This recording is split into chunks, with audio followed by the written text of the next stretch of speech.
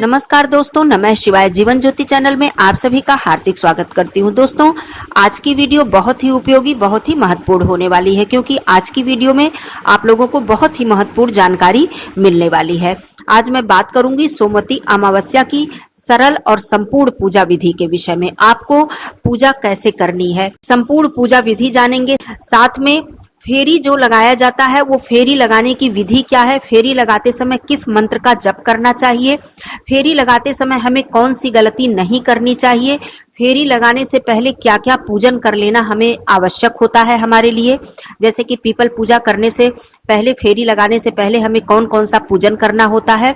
सारी जानकारी आपको इस वीडियो में मिलने वाली है। आप लोगों से कोई भी गलती ना होने पाए, आप लोगों की पूजा अच्छी तरह से संपन्न हो, तो सारी जानकारी के लिए आप लोग इस वीडियो में बने रहिएगा। किस तारीख को पड़ रही है सोमवती अमावस्या, अमावस्या तिथि कब से कब तक है, सभी जानकारी आपको इस वीडियो में मिलने वाली है। यदि चैनल पे पहली बार हैं तो चैनल को सब्सक्राइब कर लीजिएगा। वीडियो आपको पसंद आता है तो इसे एक लाइक जरूर कीजिएगा। कमेंट बॉक्स में नमः शिवाय अवश्य लिखिएगा। दोस्तों, आइए एक एक करके सारी महत्वपूर्ण बातों को समझ लेते हैं। अब मैं बात करती हूँ संपूर्ण पूजा विधि, आपको कैसे कैसे क्या करना है। देखिए, सबसे पहले स्नान का समय मैंने बता दिया। आप स्नान अगर इस समय के बीच में कर लेते हैं तो बहुत अच्छी बात है। मेरी जितनी भी माताएं बहनें हैं, अपने दैनिक कार्य को करके और स्नान आदि कर लेंगी। स्नान करने के बाद नया वस्त्र है तो नया वस्त्र, नहीं तो स्वच्छ वस्त्र, एक दो बार का पहना हुआ वस्त्र आप लोग धारण कर लीजिएगा। श्रृंगार जरूर कर लीजिएगा, क्योंकि सोमवती अमावस्या है, ये सौभाग्य का व्रत है। सौभाग्य के लिए हम लोग पूजन करते हैं, फेरी लगाते हैं। तो आप लोग, सुबह का समय होता है, जल्दीबाजी का समय होता है, लेकिन जितना भी श्रृंगार आप लोग कर सकेंगे जरूर कर लीजिएगा। और पीला सिंदूर लगाइएगा। सिंघोरा है तो सिंघोरा का सिंदूर लगाइएगा जरूर। सिंघोरा है इसलिए मैंने बोला कि बहुत से लोग अपने घर से बाहर रहते हैं तो साथ में सिंघोरा लाना भूल जाती हैं माताएं बहनें, अपने गांव में या फिर घर पे रख देती हैं। तो इसलिए मैंने बोला कि यदि आप बाहर हैं, अपने साथ सिंघोरा लेके नहीं आई हैं, तो आप पीला सिंदूर लगा लीजिएगा, नहीं तो सिंघोरा का सिंदूर लगा लीजिएगा। अब आपको सबसे पहले क्या करना है, जैसे कि हम स्नान करने के बाद सबसे पहले सूर्य देव भगवान जी की पूजा करते हैं, तुलसी माता जी की पूजा करते हैं, अपनी दैनिक पूजा करते हैं। तो इस बारे में, जैसे कि सूर्य भगवान जी को जल तो आप सुबह सवेरे देना ही है आपको, लेकिन जो दैनिक पूजा की बात आती है, ये आप अपने समय के हिसाब से निर्धारित कर लीजिए। आप चाहे तो पीपल पूजा संपूर्ण करने के बाद, पूरी संपन्न करने के बाद अपने घर आकर आप पूजा करें, या फिर आप चाहें तो अपनी दैनिक पूजा करके पीपल पूजा करने जाएं। ये आपके ऊपर है, अपने समय के हिसाब से। इस दिन किसी भी शिवालय में जाकर शिव जी की पूजा आप जरूर कीजिएगा, माता गौरी जी की पूजा और संपूर्ण शिव परिवार की पूजा भी जरूर कर लीजिएगा, क्योंकि सोमवती अमावस्या है और इस दिन शिव जी की पूजा और माता पार्वती जी की पूजा अवश्य की जाती है। आइए पीपल पूजा की विधि जान लेते हैं। सबसे पहले आप पीपल वृक्ष के समीप जाकर, जब भी आप पीपल वृक्ष के समीप जाएं या कोई भी देव वृक्ष, सबसे पहले हमें प्रणाम करना चाहिए। ये आप नियम बना लें। कोई भी देव वृक्ष हो, आपको यदि देव वृक्ष के दर्शन होते हैं तो आप उन्हें हाथ जोड़कर प्रणाम जरूर करें। जैसे कि हम किसी मंदिर से गुजरते हैं, देवी देवता के चित्र हमारे समक्ष हमें दिखाई देते हैं तो हम हाथ जोड़कर प्रणाम करते हैं, उसी प्रकार देव वृक्ष को सबसे पहले प्रणाम करना चाहिए। प्रणाम करने के बाद आपको सबसे पहले क्या करना है, पीपल वृक्ष में जल अर्पित करना होता है।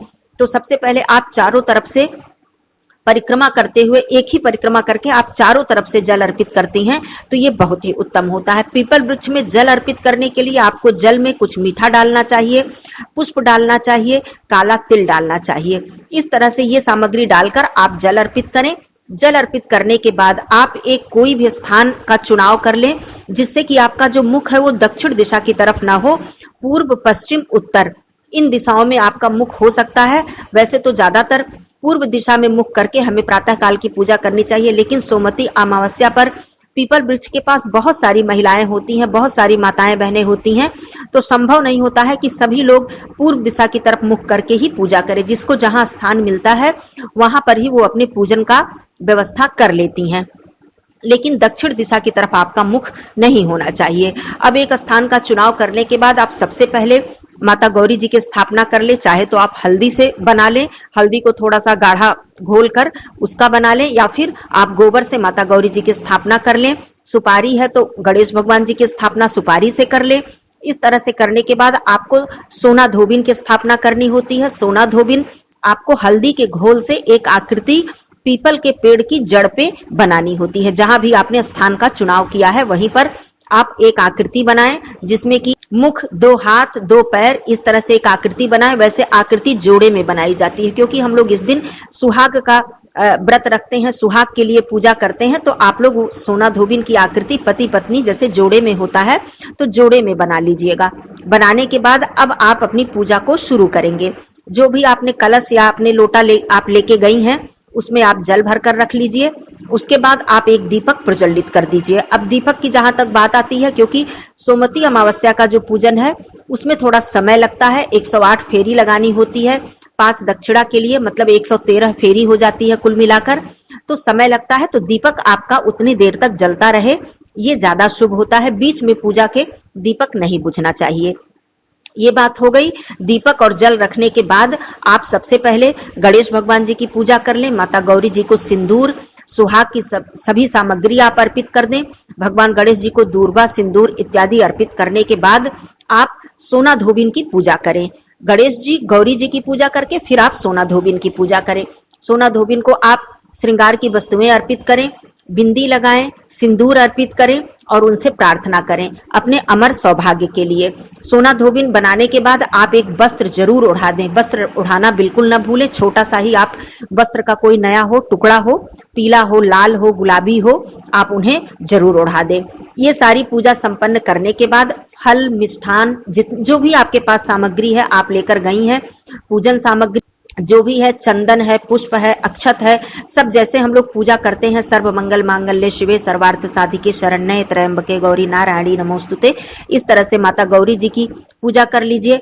वक्रतुंड महाकाय सूर्य कोटि समप्रभ निर्विघ्नं कुरु मे देव सर्व कार्येषु सर्वदा। भगवान गणेश जी की पूजा तो सर्वप्रथम हमें करनी ही है। सभी पूजा में, सभी व्रत में हमें सर्वप्रथम गणेश भगवान जी की पूजा करनी है। ये सारे कार्य करके आप पीपल वृक्ष की अब आप परिक्रमा करेंगी, फेरी लगाएंगी। तो सारी श्रृंगार की जितनी भी सामग्री है माता गौरी जी को अर्पित की जाती है और कुछ श्रृंगार की सामग्री सोना धोबिन को अर्पित की जाती है। उसके बाद आपको पीपल वृक्ष में कलावा लपेटना होता है। चाहे आप कच्चा पीला सूत ले जाइए या फिर आप कलावा ले जाइए।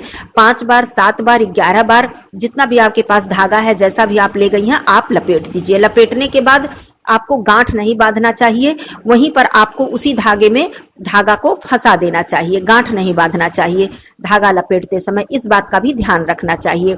उसके बाद आप सभी देवी देवताओं को प्रणाम करके, भगवान विष्णु जी को प्रणाम करके, माता लक्ष्मी जी को प्रणाम करके, क्योंकि पीपल वृक्ष में सभी देवी देवताओं का वास होता है, तो सभी का स्मरण करके, प्रणाम करके अब आप फेरी शुरू करेंगी। आप जो भी वस्तु ले गई हैं उसकी आप पहले ही गिनती करके आप ले जाएंगी 113, क्योंकि 108 फेरी लगाई जाती है 5 दक्षिणा, और उसके साथ आप कुछ अनाज ले जाएंगी, चाहे चावल चाहे गेहूं, एक अलग पात्र में, फेरी वाली वस्तु एक अलग पात्र में, चाहे आपके पास जो भी पात्र हो, पॉलीथीन हो या कोई टोकरी हो, कोई पात्र हो, और एक खाली पात्र आप जरूर ले जाएं उसमें रखने के लिए। फेरी लगाने के बाद हम उस वस्तु को अलग पात्र में रखेंगे। तो समस्त पूजन कर लीजिए, धूप दीप आप प्रज्वलित कर लीजिए, अपने दीपक को अच्छी तरह से देख लीजिए, बाती वगैरह बढ़ा दीजिए। अब आप फेरी की शुरुआत कीजिए। फेरी की शुरुआत करने से पहले मैं एक जरूरी बात बता देना चाहती हूँ, क्योंकि मैंने ऐसा देखा है कि ये गलतियां मेरी माताएं बहनें अक्सर करती हैं कि फेरी लगाती रहती हैं और आपस में बातचीत करती रहती हैं। आप लोगों से निवेदन है, भूल कर भी आप लोग ऐसा मत कीजिएगा। जब तक आप पूजन इत्यादि कर रही हैं, अगर कोई आवश्यकता है तो एक दूसरे से कुछ आपने बोल दिया, बात कर लिया, कोई बात नहीं, लेकिन फेरी जब आपने लगाना शुरू किया और मंत्र का जप आपने करना शुरू किया तो उसके बीच में आपको बोलना नहीं चाहिए। ये नियम है, क्योंकि मैंने ऐसा देखा है, तो मैंने सोचा ये बात मैं जरूर बता दूं। तो आपने सब पूजा अपनी संपन्न कर ली, सारी व्यवस्था कर ली, अब आप धागा लपेट चुकी, अब आप फेरी शुरू कीजिए। फेरी का जो मंत्र होता है, ओम नमो भगवते वासुदेवाय, ये पूरी एक माला हो जाती है, क्योंकि 108 फेरी लगाई जाती है और एक माला हो जाती है, इसलिए बीच में बोलना नहीं चाहिए। क्योंकि जब हम माला से जप करते हैं, मंत्र का जप करते हैं, तो हम बीच में बोलते नहीं हैं। तो इसी प्रकार हमें जब पीपल वृक्ष की हम फेरी लगाते हैं, ये बहुत ही शुभ और बहुत ही महत्वपूर्ण कार्य हम कर रहे हैं। पीपल वृक्ष की परिक्रमा कर रहे हैं और साथ में मंत्र का जप कर रहे हैं, तो हमें बीच में बोलना बिल्कुल भी हमारे लिए उचित नहीं है। तो आप अब इस तरह से अपनी मुट्ठी में थोड़ा सा अनाज और उस वस्तु को लेंगी और वहीं से जहां आपने पूजन किया है वहीं से हाथ जोड़कर प्रणाम करते हुए अपने आंचल को भी ऐसे आंचल को पकड़ लेना चाहिए और अपने हाथ को जोड़कर उस सामग्री को लेकर एक फेरी आप पूरा कीजिए, ओम नमो भगवते वासुदेवाय इस तरह बोलते हुए फिर वहीं पर आकर अलग पात्र में आप उस वस्तु को और अनाज को डाल दीजिए। फिर वहीं से आप दूसरी फेरी उठाइए, वस्तु उठाइए, अनाज उठाइए, वहीं फिर प्रणाम कीजिए गौरी गणेश और माता सोना धोबिन को प्रणाम करके आप फिर एक फेरी लगाइए, ओम नमो भगवते वासुदेवाय। इस तरह से बिल्कुल शांत चित्त होकर भगवान विष्णु जी का ध्यान करते हुए आप 108 फेरी लगा लीजिए। उसके बाद आप 5 फेरी मैंने बताया दक्षिणा स्वरूप लगा ली जाती है कि कोई भूल चूक हो जाए तो, और दान करने के बाद दक्षिणा का विधान है इसलिए भी 5 फेरी हम लोग अलग से लगा लेते हैं। मतलब संपूर्ण करने 108 करने के बाद 5 फेरी हम लोग फिर लगा लेते हैं। तो इस तरह से ये बहुत ही महत्वपूर्ण बात थी कि बीच में आप लोग बिल्कुल मत बोलिएगा, आपकी एक माला पूरी हो जाएगी। अब इस तरह करने के बाद आपने संपूर्ण जो सामग्री है एक पात्र में आपने रख दिया। उसके बाद फिर से आप सोना धोबिन को प्रणाम करें, गौरी गणेश जी को प्रणाम करें, क्षमा याचना करें। अब जो भी आपने चढ़ाया है फल, मिष्ठान, श्रृंगार की सामग्री और जो भी अनाज वस्तु जो कुछ भी है, इसमें ये जो सारी चीजें हैं दोस्तों ये हम लोग दान करते हैं। बहुत से जगहों पर ऐसा नियम भी होता है कि उसे प्रसाद के स्वरूप में कुछ ले लेते हैं, कुछ दान करते हैं, लेकिन हम लोग संपूर्ण सामग्री का दान कर देते हैं। उसमें से हमें लेना क्या है अंतिम में, अब आपका जब पूजा आपकी पूरी संपूर्ण हो गई, संपन्न हो गई, तब हमें माता गौरी जी से प्रसाद के रूप में हमें सिंदूर लेना है, जो कि हम हमेशा हर पूजा में लेते हैं, अपनी मांग में भरना है। और सोना धोबिन से भी हमें बिंदी और सिंदूर लेना है, जो हमने बिंदी अर्पित की है। आप बिंदी अर्पित करते समय 2 बिंदी अर्पित कर दीजिए, एक वहां पर छोड़ दीजिए और एक आप स्वयं लगा लीजिए।